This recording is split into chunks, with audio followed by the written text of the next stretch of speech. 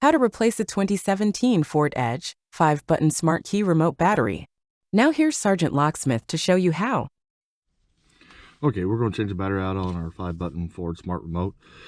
Doesn't matter if you've got the trunk, the hatch, tailgate right here. It's all the same principle on these. Just the button configuration will be a little bit different. That's it.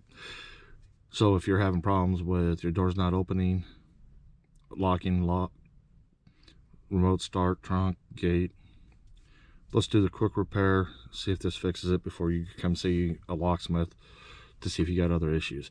First things first, if the keys are attached to it, doesn't matter, leave them on. Remove emergency blade. I like using a flat tip screwdriver for this. It's just me. Notice this is where your emergency blade is. Come to the opposite side, you'll see this indentation. Take your flat tip, put it in there, just twist it and twist. You notice it wants to pop up. I don't pry on it because you can break the little tab that sits in here. I like to take the flat tip and just slide it in right over here on the side. Pops up. That's that little tab I was telling you about. They can cause a problem. Now you notice this battery popped up. Sometimes they do, sometimes they don't.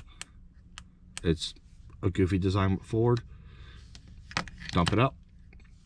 It's your CR2450. Go ahead and put your new battery in, slide it in, push down, and you notice it doesn't latch on here. You can turn around and even try that. It won't work. I've always found that you put it in, set it down, this back cover pushes everything down in there. Remember that little tab I told you about? Slide it in. We push down. And there you go. You've changed it. Hey, if you would give me a thumbs up, comment down below. Thanks again for watching.